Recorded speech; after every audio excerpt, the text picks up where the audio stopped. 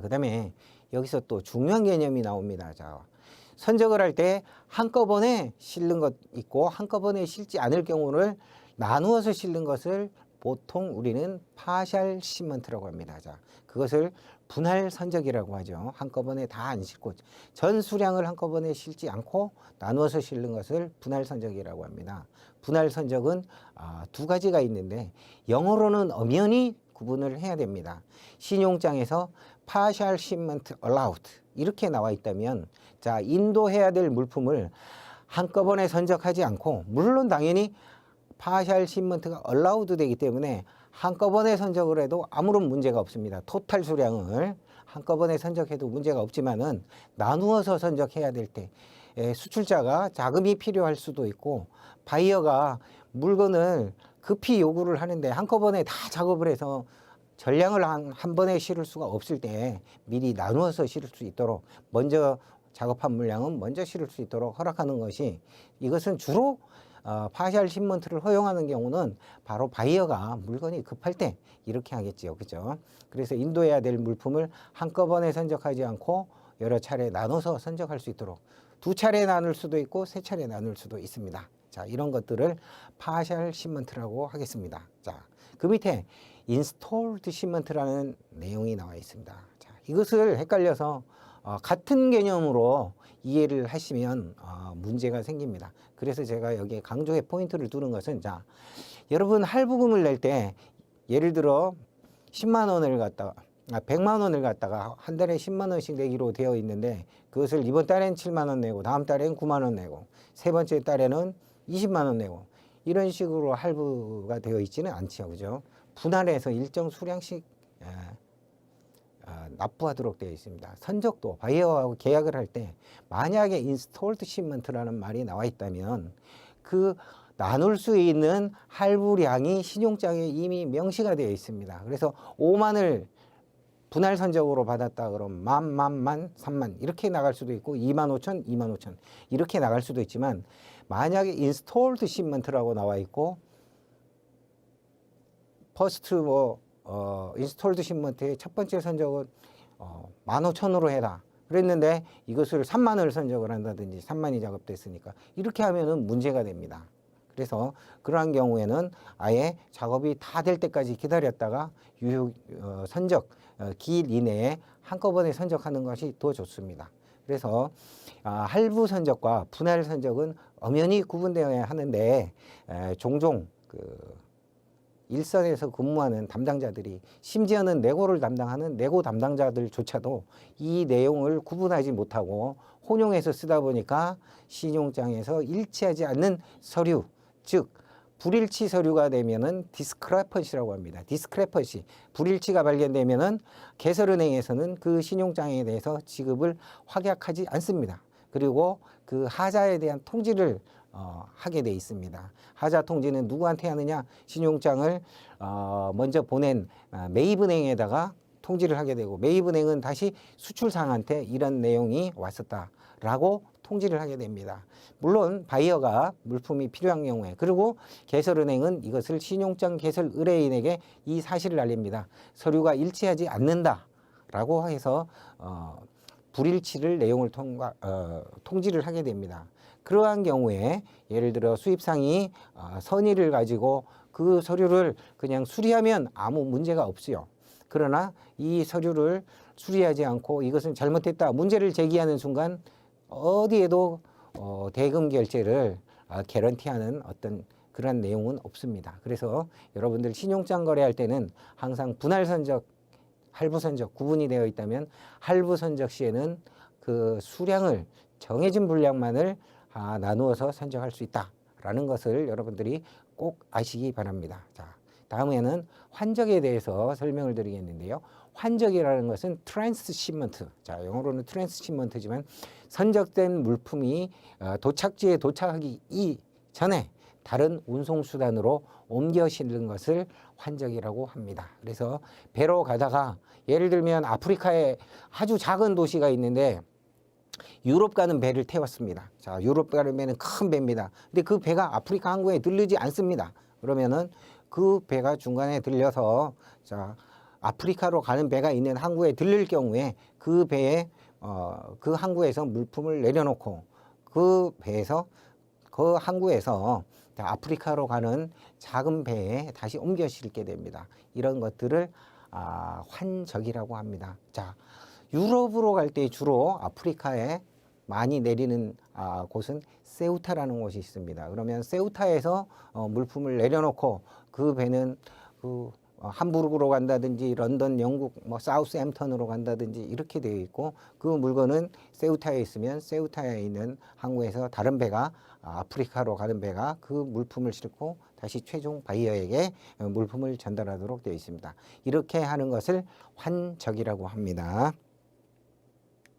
자, 수량 조건 살펴보시도록 하겠습니다. 자, 수량 조건은 수량의 단위라든지, 그 다음에 표현 방법, 그 다음에 수량의 결정을 시기를 하는 것, 그 다음에 계약 방법에 따라서 이런 것들이 조금씩 다를 수가 있습니다. 수량은 주로 길이, 그 다음에 개수, 면적, 포장, 그 다음에 중량이라든지 용적을 기준으로 하는데, 우리가 보통 노멀하게 일반적으로 바이어들하고 계약을 할 때는 길이를 많이 쓰죠. 그죠? 길이를 많이 쓰고 때에 따라서 면적을 쓸 때도 있고 가끔가다 중량을 쓸 때도 있습니다. 니트로 된 물품을 나갈 때는 중량을 많이 따지기 때문에 수량을 길이로 하는 경우도 있고 중량으로 하는 경우도 때때로 있습니다.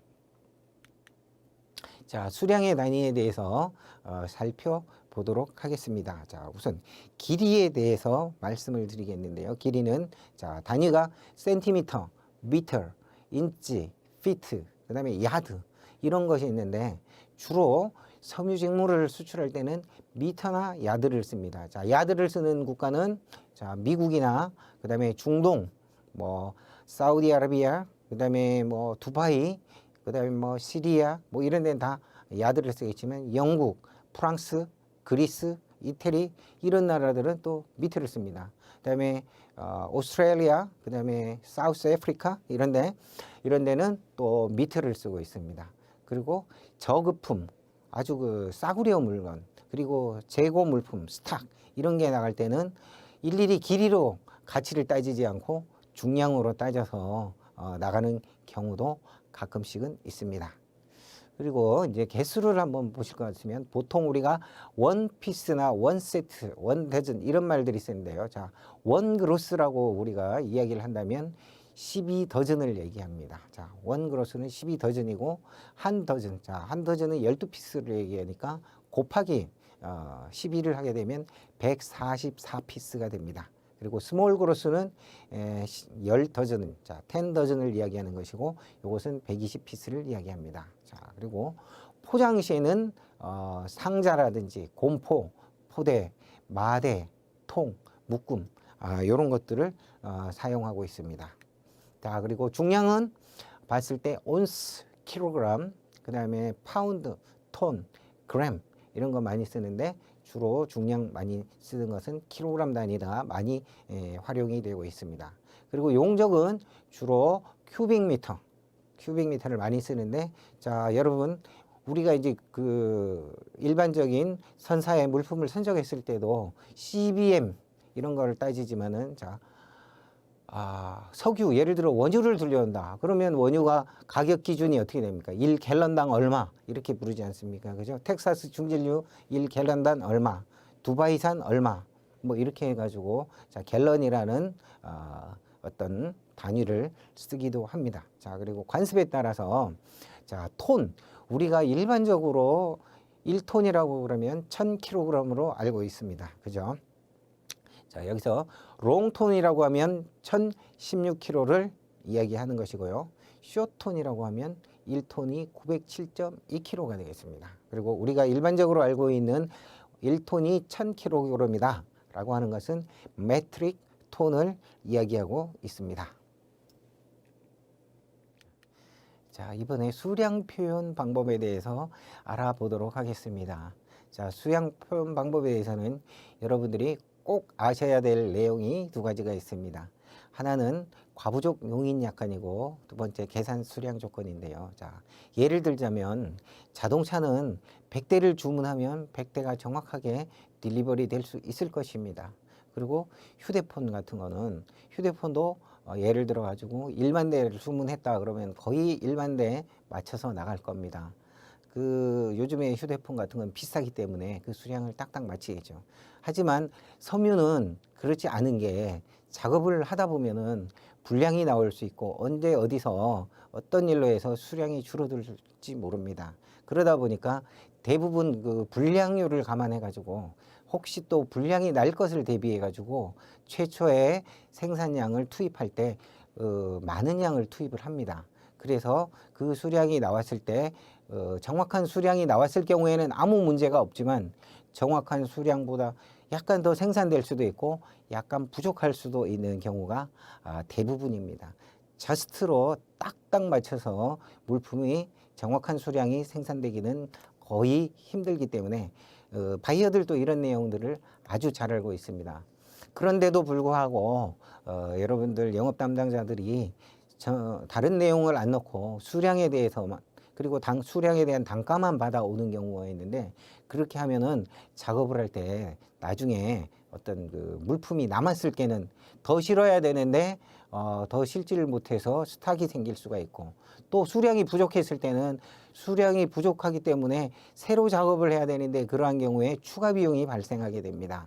그렇지 않고 바로 작업을 해서 선적을 할 수 있으려면 효율적으로 업무를 하려면 여러분들이 이 두 가지 사항을 알고 계셔야 됩니다. 자, 과부족 용인은 약관이라는 것은 무엇이냐면 거기 써 있는 대로 more or less입니다. more or less. 그래서 more or less를 정해서 그 퍼센테이지를 바이어하고 처음에 계약을 하는 것이 더 중요하고요. 신용장에서 만약에 more or less 하고선 수령 퍼센트가 나왔다면 그 퍼센테이지만큼 선적을 하시면 되겠습니다. 그런데 만약에 신용장에서 문구가 없을 경우에 5%의 과부족을 인정한다라고 UCP 600, 즉 신용장 통일 규칙에는 나와 있습니다. 하지만 여러분들이 잘 아셔야 되는데 5%가 덜 나왔을 때는 5%를 덜 싣고 그 다음에 그 선적한 수량만큼 대금을 청구하겠죠. 그런데 5%가 더 나왔어요. 그럼 5%를 더 실었지만 5%를 더 실은 5%만큼의 대금은 받을 수가 없습니다. 그래서 어차피 여러분들은 계약을 하신다면 정확하게 퍼센티지를 정해가지고 그것이 문구에 삽입되도록 하는 것이 중요합니다. 그래서 계약할 때 그렇게 하셔야 되고 그 다음에 신용장이 오픈될 때는 두 가지 문구가 들어있을 수 있습니다. 자, more or less 몇 프로 이렇게 허용되는 경우가 있고요. 자, 계산 수량 조건이라고 하는데 approximately, about 이런 말들이 들어가게 하면은 이것은 계산 수량 조건이 되겠습니다. 이것은 만약에 신용장에 about 이렇게 말이 나와 있으면 물어볼 필요도 없이 10%의 과부족이 인정되는구나. 자, 10%. 자, 100을 주문했는데 110의 수량이 나왔습니다. 그럼 110만큼 다 선적을 하고 110만큼 대금 청구를 할 수 있습니다. 자, 100인데 95만 나왔어요. 자, 95만큼 선적하고 95만큼 대금을 청구할 수 있겠습니다.